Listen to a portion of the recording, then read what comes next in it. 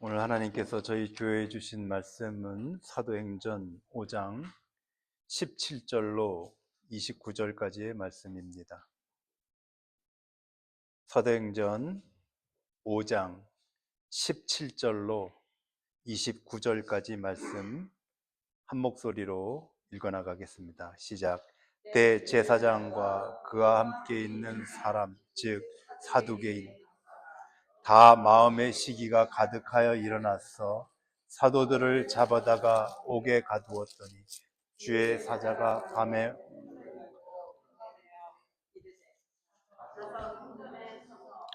생명의 말씀을 다 너희 백성에게 말하라 하매 저희가 듣고 새벽에 성전에 들어가서 가르치더니 대제사장과 그와 함께 있는 사람들이 와서 공회와 이스라엘 족속의 원로들을 다 모으고 사람을 옥으로 보내어 사도를 잡아오라 하니 관속들이 가서 옥에서 사도들을 보지 못하고 돌아와 말하여 가로되 우리가 보니 옥이 든든하게 잠기고 지킨 사람들이 문에 섰으되 문을 열리고 본즉 그 안에는 한 사람도 없더라 하니 성전 맡은 자와 제사장들이 이 말을 듣고 의혹하여 이 일이 어찌 될까 하더니 사람들이 와서 가로되 보소서 옥에 가두었던 사람들이 성전에 서서 백성을 가르치다. 성전을 맡은 자가 관속들과 같이 가서 저희를 잡아왔으나 강제로 하지 못함은 백성들이 돌로 칠까 두려워함이라. 저희를 끌어다가 공회 앞에 세우 대제사장이 물어가로되 우리가 이름으로 사람을 가르치지 말라고 언급하였을 때 너희가 너희 교를 예루살렘에 가득하게 하니 이 사람의 피를 우리에게 돌리고자 함이로. 베드로가 사도들이 대답하여 가로되 사람보다 하나님을 순종하는 것이 마땅하니이다. 아멘. 오늘은 하나님이 열심히 이루시리라, 하나님이 열심히 이루시리라는 제목으로 말씀을 드리겠습니다. 오늘 우리가 읽은 말씀은 17절부터 29절까지의 말씀이지만 오늘은 17절 한 절을 중심으로 주로 말씀을 나누도록 하겠습니다. 예루살렘 교회가 아나니아 삽비라 부부의 사건으로 인해서 아주 큰 홍역을 치렀습니다. 교회에서 죽은 사람이 살아나고 병든 사람이 살아나고 하는 것이 교회인 줄 알았는데 살아나기는커녕 사람이 죽어나갔습니다. 그것도 부부가 두 명이 교회에서 즉사했습니다. 이게 만일 요즘 같은 시대에 일어난 일이라면은 그 교회가 남아날 수 있겠습니까? 요즘 같으면은 그 교회 문 닫아야 될 것 같습니다. 그런데 성령께서는 그 교회를 이전보다 훨씬 더 신실한 교회로 세워주셨습니다. 교회가 거룩성을 회복할 때 성령께서 어떻게 인도하시는가 하는 것에 대해서 우리가 아주 이 예루살렘 교회의 아나니아 삽비라 일을 통해서 철저하게 배우게 됩니다. 그것은 교회뿐만이 아닐 겁니다. 하나님을 믿는다고 하는 우리 성도들의 삶에서 순수성과 거룩성을 회복해 나간다는 것이 하나님 앞에 얼마나 귀한 일인가 하는 것을 우리는 알게 되죠. 그런데 이 예루살렘 교회가 이처럼 왕성하게 예수 그리스도를 전파해 나가기 시작하자 가장 예민하게 반응하는 세력들이 있었습니다. 예수 그리스도의 전파를 가장 싫어하는 세력 누구이겠습니까? 대제사장들과 그 다음에 바리새인들, 사두개인들. 겉으로 보기에는 대제사장들과 사두개인들의 그 무리들이 결국 일어난 것으로 되어 있지만은 사실상 그들은 사탄의 도구들이었습니다. 대제사장과 사두개인들 뒤에서 그들을 조종하는 세력은 바로 사탄의 세력이죠. 사탄은 늘 언제나 인간을 도구로 삼습니다. 인간 뒤에서 숨어서 일을 하기 때문에 사람들은 그 사람 뒤에 있는 그 사탄의 존재를 알아채리지 못하는 거죠. 그래서 사람들은 누구하고 싸웁니까? 사람하고 싸웁니다. 사람을 미워하고, 사람을 저주하고, 사람하고 싸웁니다. 사람하고 싸우면서 지치고 스트레스 받고, 사람하고 갈등을 하는 거죠. 그런데 가만히 보게 되면은 그 사람 뒤에서 그 사람을 도구로 삼아 일하는 세력은 사탄입니다.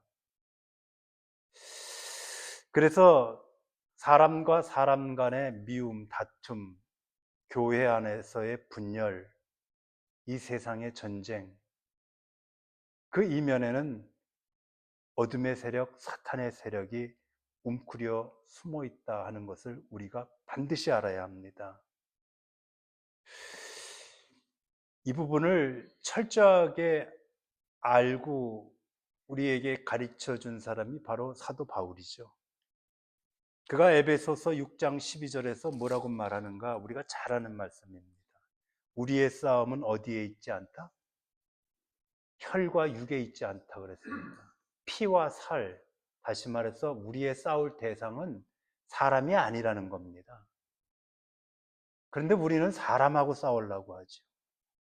사람 때문에 갈등을 하고 사람 때문에 시험에 들었다고 이야기하는 거지 않습니까? 얼마나 어리석은 말인지 모릅니다. 에베소서 6장 12절에 우리의 싸움은 혈과 육에 있지 않다. 우리의 싸울 대상은 인간이 아니다 이 말이지 않습니까? 그럼 무엇과 싸워야 되느냐? 싸움의 실체가 무엇이냐? 정사와 권세와 이 어둠의 세상에서 권력을 휘두르는 자들, 하늘에 있는 악한 영들과의 싸움이다라고 말합니다. 우리의 싸움의 대상은 뭡니까? 악한 영들이 이 세상의 권세와 권력을 쥐고 있는 자들, 그리고 함부로 하는 자들, 그 수많은 인간들, 그 뒤에 있는 하늘에 있는 악한 영들, 우리의 싸움의 실체가 그렇다는 거죠. 예루살렘 교회의 리더들인 사도들은 그것을 분명히 알고 있었습니다. 그래서 대제사장들과 사두개인이라고 하는 사탄의 도구들이 교회를 막았을 때 그들이 대제사장들과 사두개인들하고 싸우지 않습니다. 그들을 향해서 목소리를 높이지 않습니다. 스트레스 받지 않습니다. 그들은 그 사탄의 도구들과 무엇 갖고 싸우느냐? 말씀, 성령의 검, 말씀 갖고 싸웁니다. 오늘은 우리가 17절을 중심으로 살펴볼 거지만 다음 주에는 이제 그 사도들이 대제사장과 사두개인들에게 하나님의 말씀을 전하는 것이 나옵니다. 다른 사적인 감정이나 언어들로 그들과 대붙지 않습니다. 하나님의 말씀을 선포합니다. 이것이 교회가 해야 하는 일이고 교회 다니는 사람들이 해야 하는 일이다라는 거. 사람에게 상처받지 마십시오. 사람과 갈등하지 마시고 가족끼리도 부부끼리도 사람과 싸우지 마십시오. 그럴 시간이 없습니다. 그럴 에너지도 없습니다. 그래서도 안 됩니다.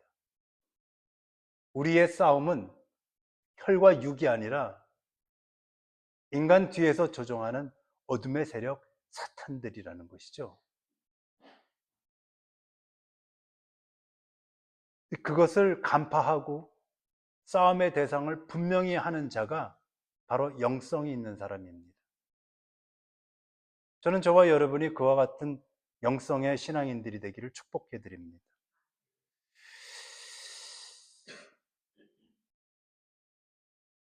오늘 본문을 보실 텐데 17절을 다시 한번 읽겠습니다. 시작. 대제사장과 그와 함께 있는 사람 즉 사두개인의 당파가 다 마음에 사도들을 잡아다가 옥에 가두었다 이렇게 말합니다. 사도들을 잡아다가 감옥에 쳐는 그 동기, 그 이유가 무엇이냐, 무엇 때문에 그랬다는 겁니까? 그들 마음에 시기가 가득했다 이렇게 얘기합니다. 조금 전에 말씀드린 것에 비추어 보면 사탄이 대제사장들과 대제사장과 사두개인들에게 무엇을 집어넣었다는 겁니까? 무엇 갖고 조종을 하는 겁니까? 지금 시기 가지고 조종을 하는 겁니다. 그들에게 시기를 집어넣었다. 시기, 질투 이런 것 아닙니까? 근데 사실은 우리나라에 나온 모든 번역서들도 역시 시기, 질투 이렇게 해놨고 영어 번역도 그렇습니다만은 여기에서 말하는 시기라고 하는 이 단어의 원래의 원어는 제로스, 열심히입니다. 열심히. 이 정확한 어휘가 열심히입니다.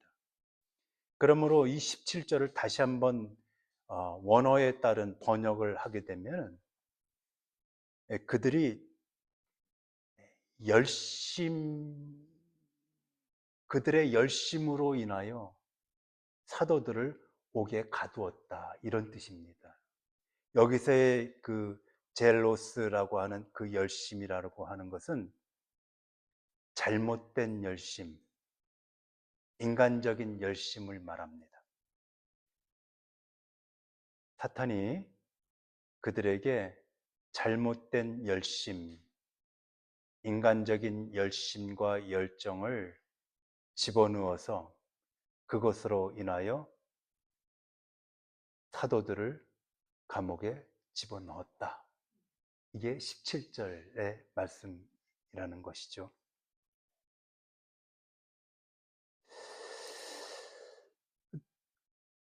대제사장과 사두개인들이 가지고 있는 그 잘못된 열심, 인간적인 열심이라는 것은 무엇인가? 그들은 왜 그렇게 잘못된 열심과 인간적인 열심 속에서 살게 되었을까 하는 겁니다. 유대 종교인들이라고 이제 그들을 부르죠. 유대 종교인들은 그들의 조상을 인도하신 하나님, 그들이 믿는 하나님은 자신들의 조상을 인도하신 하나님, 아브라함의 하나님, 이삭의 하나님, 야곱의 하나님, 애굽에서 가나안까지를 인도하신 하나님. 그래서 유대 종교인들에게 당신의 야훼, 여호와는 어떤 하나님입니까? 라고 묻는다면 그들은 단 한마디로 말할 수 있습니다. 단 한 단어로 자신들의 야훼를 말할 수 있습니다. 그게 인도하시는 하나님입니다. 인도하신 하나님이 앞날에 자신과 자신들의 민족을 구원하셔서 인도하실 것이다. 이것이 그들이 알고 있는 하나님입니다. 우리도 그렇죠. 오늘도 우리가 찬양을 했습니다마는 날 인도하시네, 인도하시네. 인도하시는 하나님이시죠. 그런데 인도하시는 하나님이 계시다고 하면은, 나를 인도하시는 하나님이 있다고 한다면,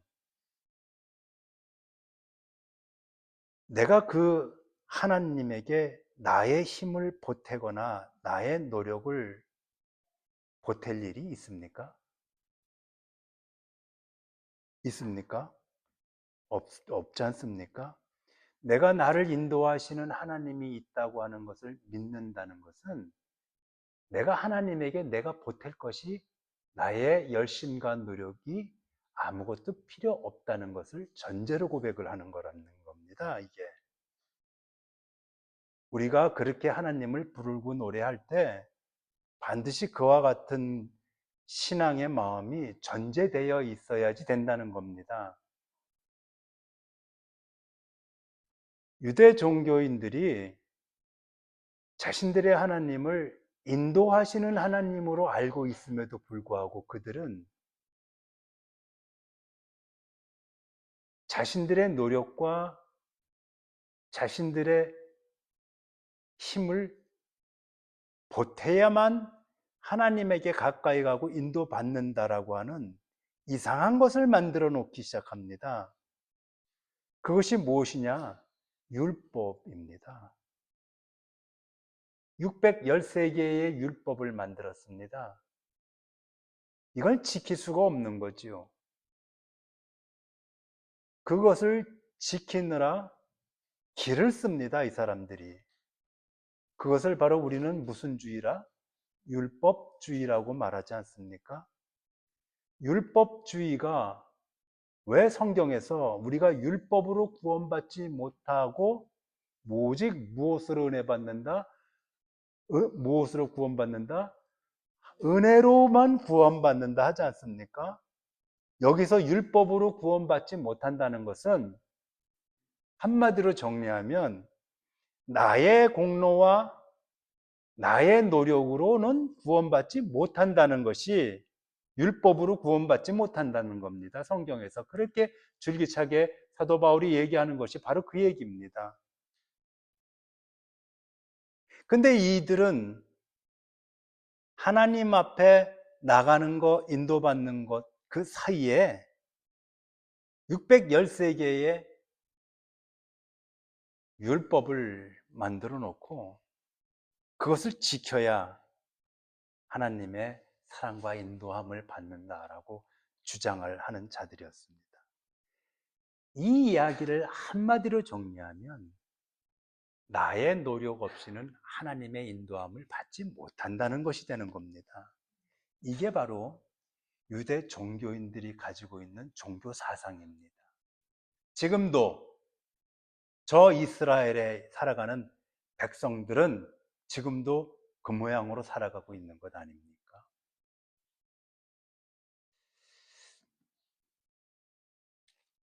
그래서 사탄은 그 유대 종교인들에게 그렇게 말하는 겁니다.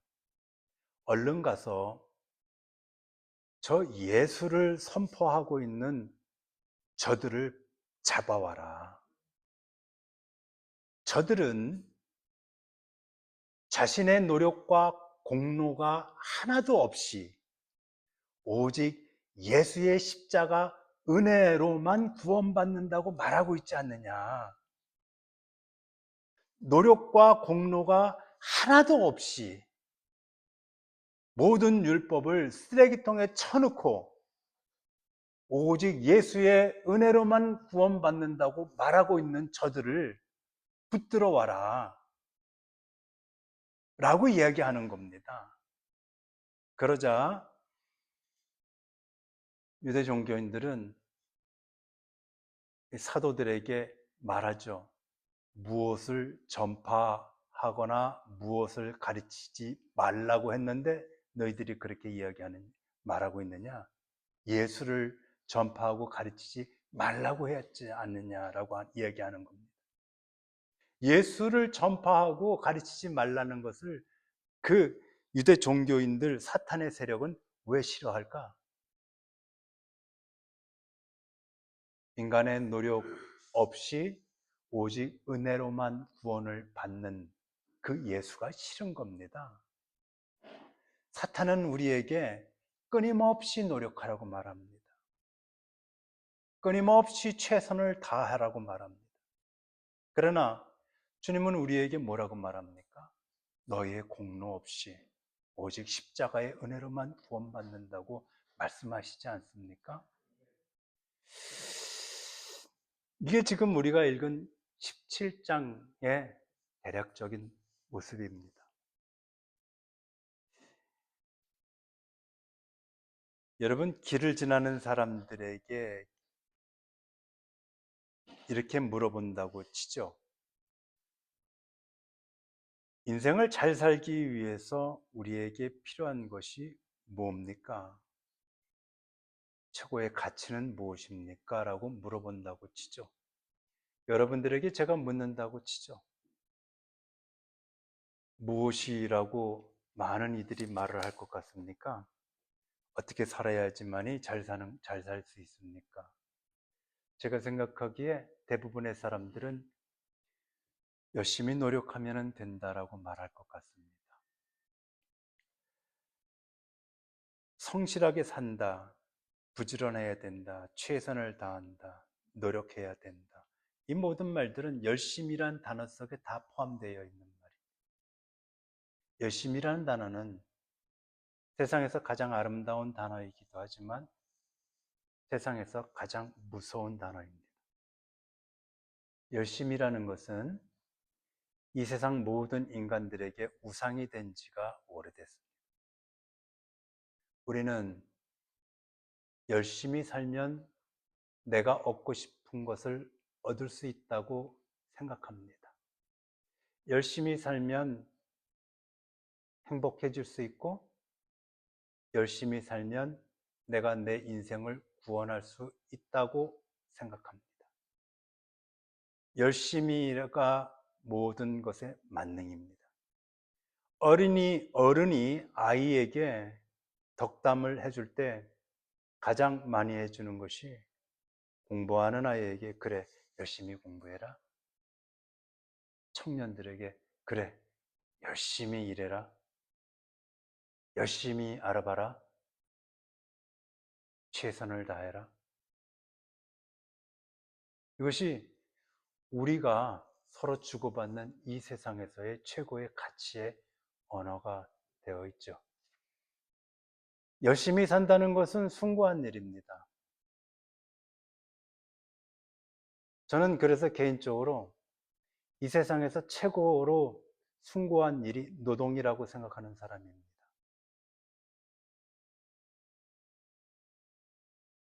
노동 없는 삶에 대해서 저는 그렇게 많은 점수를 주지 않습니다. 그것이 어떤 노동이 되었든. 열심히 사는 것은 아름다운 일이죠. 그런데 사탄은 우리에게 그냥 열심히만 살라고 말합니다. 그냥 열심히만 하면 된다고 말합니다. 그것이 앞서서 말한 젤러스입니다. 우리나라 성경에 시기로 번역된 말이죠. 잘못된 열심, 삐뚤어진 열심. 바로 그것이 사탄이 우리들에게 집어넣고 있는 열심이죠. 예수님이 이 땅에서 몇 년을 일하셨습니까? 3년 일하셨죠? 우리는 대략 3년이라고 말합니다. 정확하게 말하면 예수님은 이 세상에 오셔서 3년 동안만 일하셨습니다. 3년 동안만. 그 3년 동안 예수는 고향 갈릴리에서 예루살렘을 아주 여러 차례 오르내리시면서 정말 수많은 사람들을 만나 주셨습니다. 수많은 이들에게 기적을 베풀어 주셨습니다. 수많은 이들에게 말씀을 가르쳐 주셨고, 또 많은 말씀을 선포하셨습니다.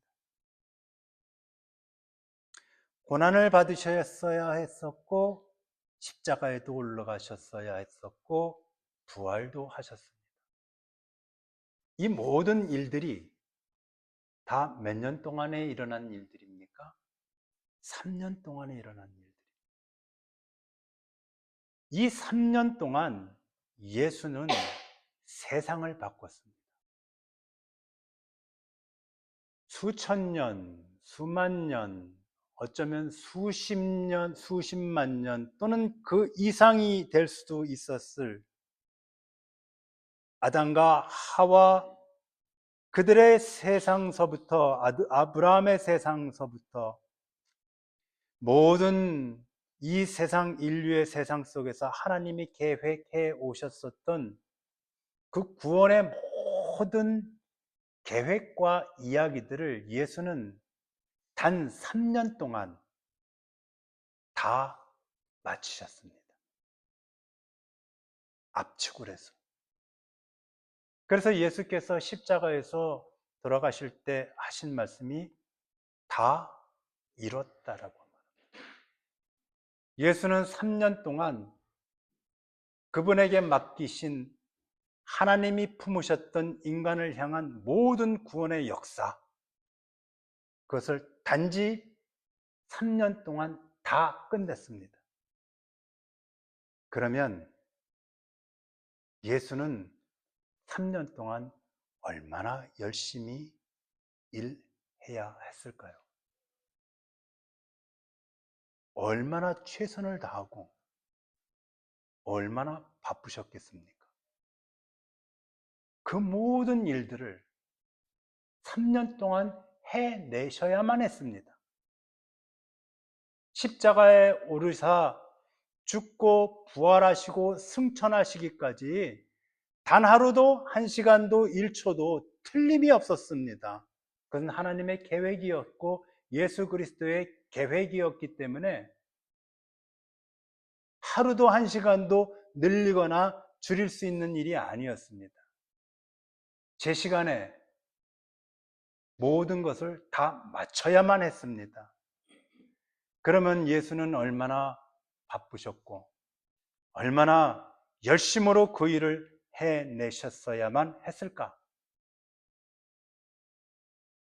그러나 여러분이 아시다시피 성경을 보면 그 어디에도 예수가 바빠서 뛰어다닌 적이 단 한 번도 없습니다. 제자들에게 야, 이러다가 뭐 아무것도 못하겠다. 야, 서둘러라. 야, 빨리 뛰어가자. 야.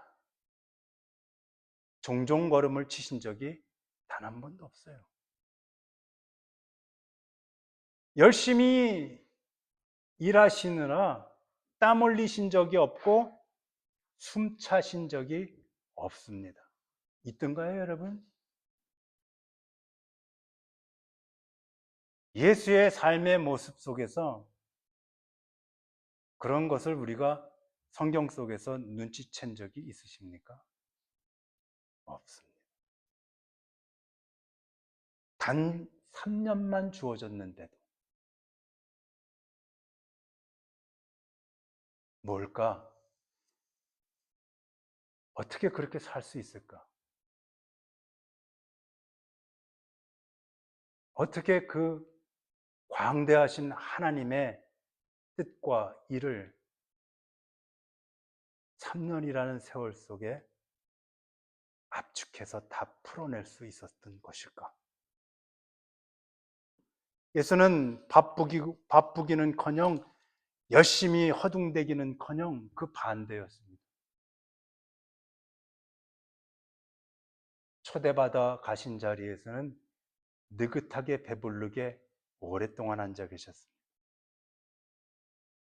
많은 이들과 모든 말씀을 다 듣고 다 하셨습니다. 포도주를 마시고 즐기셨어요. 나사로가 다 죽어간다는 소식을 듣고도 무려 이틀 동안 이틀 뒤에 도착하셨습니다. 얘들아, 나사로가 죽는단다. 빨리 가자 하지 않으셨습니다. 예수님은 병든 자들과 가난한 자, 고아, 과부를 찾아서 이리저리 열심히 찾아 헤매지 않았어요. 그저 오는 자들을 돌보셨어요. 뭐냐 말입니다. 이게 왜 예수가 살아간 그 삶의 속도와 우리가 살아가는 삶의 속도, 우리가 쏟아붓는 열심이라는 에너지와 예수가 쏟아붓는 열심이라고 하는 에너지는 왜 이렇게 서로 다르냐 하는 거예요.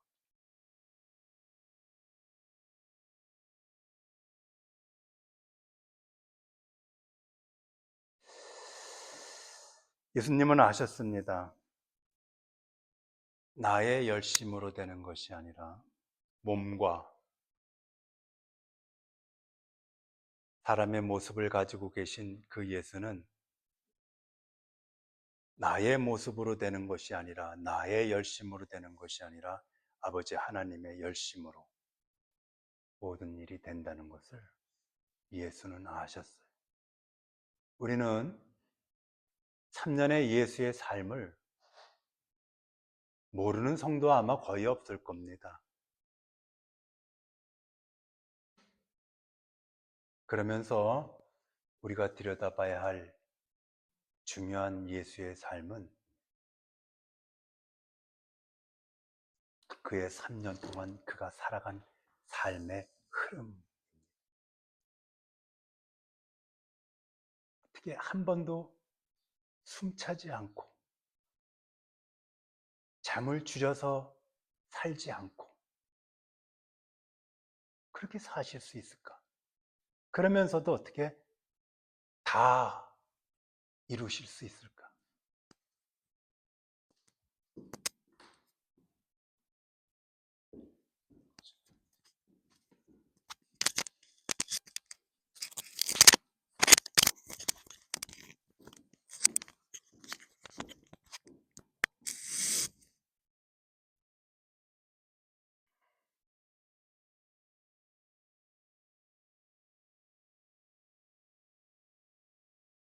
어디까지 말씀을 드렸죠?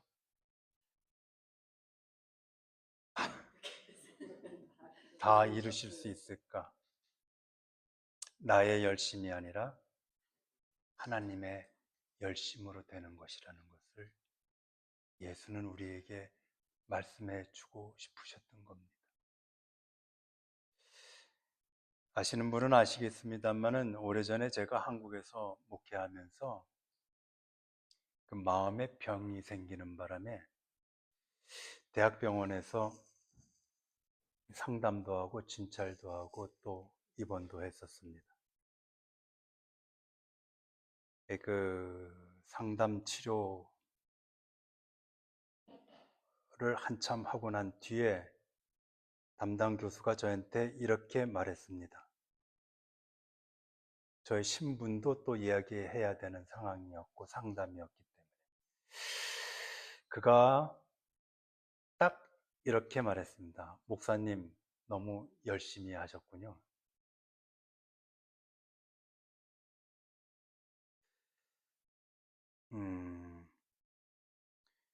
열심히 산 것이 목사님의 몸과 마음을 다 부셔놨습니다. 이것이 저의 병의 원인이었습니다.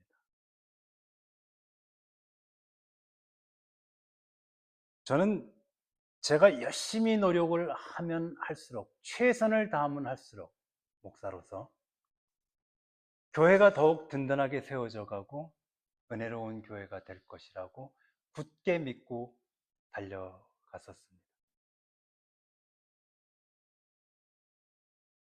눈에 보이는 가시적인 효과는 있었는지 모르지만은 그 의사의 말대로 저의 몸과 저의 정신이 부서졌습니다.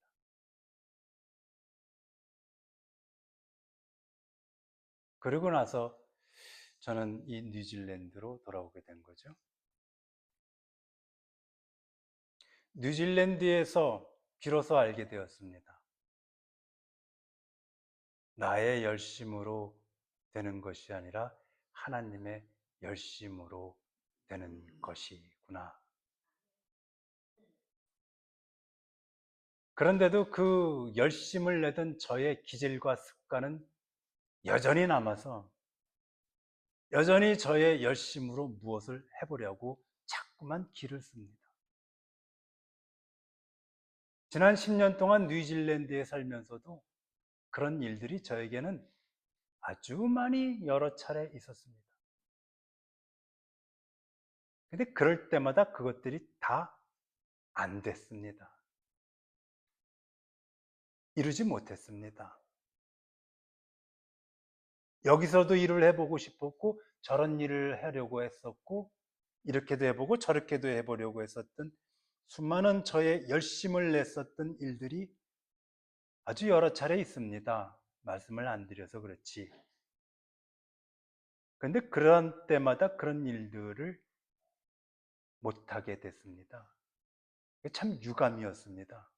그래서 뭐 삶이 인생이 있다고가 다 있나? 속이 상하고 그랬습니다. 그런데 지금 또 생각을 해보니까 그것은 나의 열심이었습니다.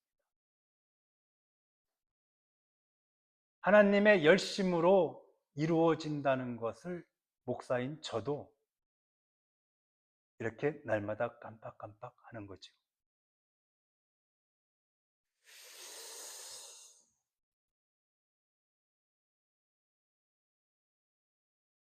이제서라도 그것을 조금 알게 되었으니 참 감사하죠. 사도 바울 이야기를 잠시 나누겠습니다.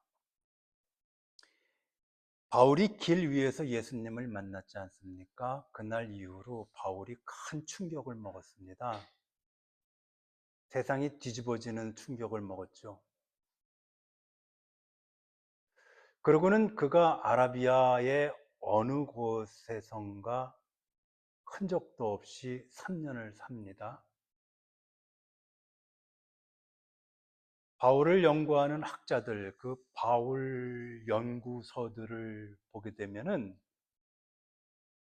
그 3년에 대한 학자들의 궁금증이 아주 많습니다. 학자적 관심이겠죠. 그런데 찾아낼 수 있는 것이 거의 없습니다. 근데 공통적으로 하는 말은 바울은 이때 3년 동안 엄청난 열심과 노력을 했을 것이다. 무엇에 대해서? 성경 공부. 그래서 훗날 바울이 교회에 보내는 모든 신약 성경에 있는 서신서들의 신학적 뿌리, 신학적 바탕을 그 3년 동안에 다 완성했을 것으로 보는 겁니다. 예수에 대한, 하나님의 나라에 대한 그의 신학적 체계를 그 3년 동안 다 그가 해냈을 것이다. 이렇게 봅니다. 천재가 노력을 하면, 천재가 열심을 부리면 무서운 결과가 나타나는 거죠. 3년 후에 이 바울이 예루살렘에 나타납니다. 예수님의 제자들 앞에 나타났죠. 나타난 이유는 그겁니다. 나 예전에 사울 아닙니다. 나 회개했어요. 나는 예수가 구원자인 것을 압니다. 나는 성경을 아주 씹어먹듯이 공부해 봤습니다. 그랬더니 이제는 알게 됐습니다. 구약의 창세기서부터 말라기까지의 모든 말씀은 다 예수에 관한 말씀이라는 것을 나는 이제 알았답니다. 그러니 나도 당신들과 함께 예수 그리스도 복음을 전하겠습니다. 나도 이제 사람들을 가르치겠습니다 하고 예루살렘의 제자들 앞에 3년 만에 나타난 겁니다. 근데 그게 안 돼요. 제자들이 거부합니다. 사람들이, 유대인들이 잡아먹으려고 합니다. 변절자라고.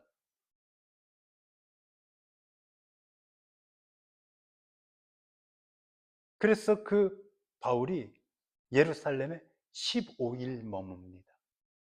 15일 후에 그는 다시 그의 고향 다소로 돌아갑니다. 짐 싸서 내려가는 거죠. 그리고 그 다소에서 무려 10년을 그대로 존재 없이 썩습니다.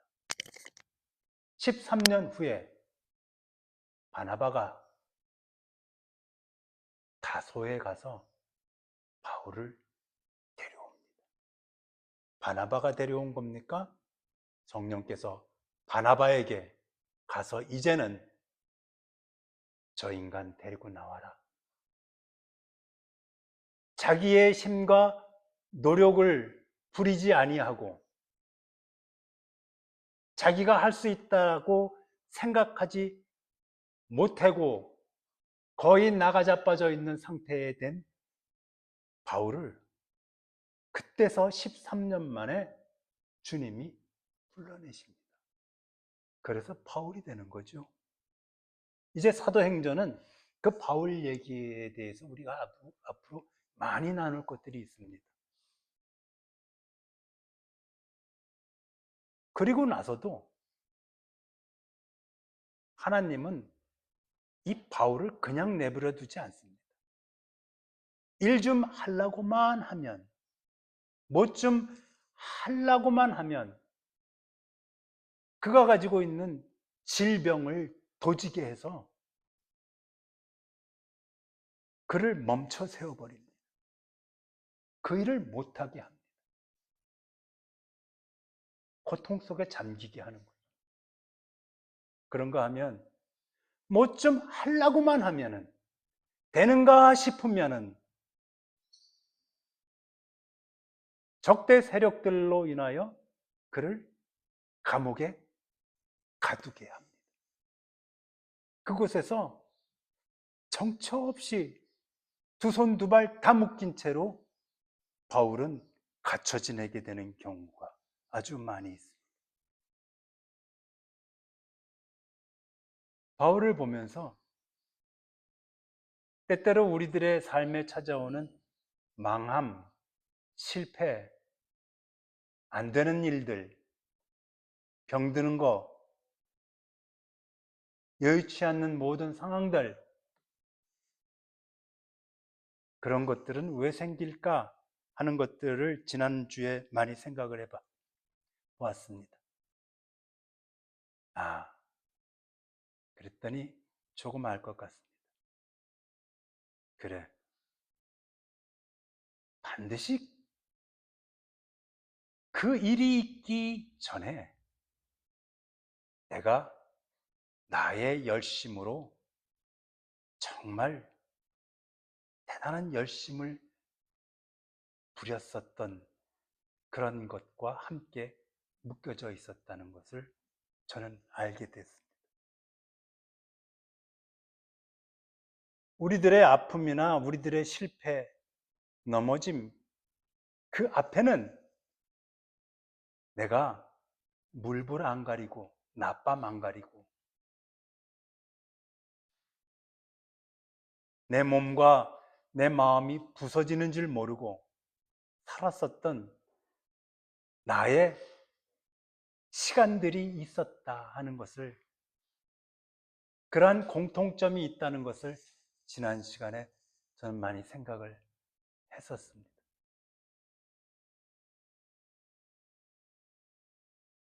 하나님은 우리 생각과 다릅니다. 하나님은 우리가 열심히 사는 거 싫어하십니다. 하나님은 열심이란 단어를 좋아하지 않습니다. 하나님은 우리의 열심을 필요하지 않습니다. 하나님은 우리에게 오늘도 말씀하십니다. 너의 열심이 아니라 나의 열심으로 살게 될 것이다 라고 말합니다.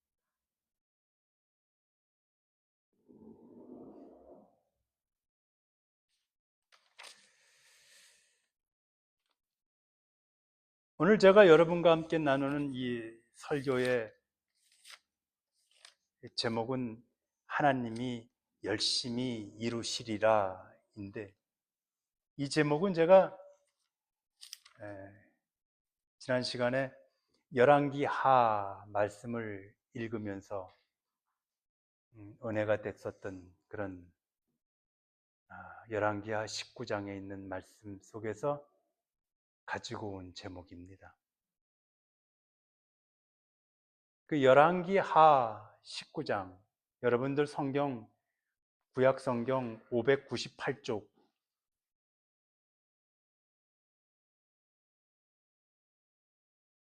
구약 성경 598쪽, 열왕기 하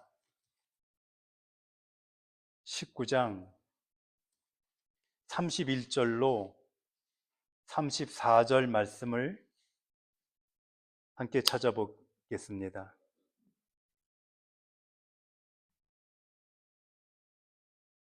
31절로 34절 말씀 시작. 남은 자는 예루살렘에서부터 나올 것, 피하는 자는 시온산에서부터 여호와의 열심히 이 일을 이루리라 하셨나이다.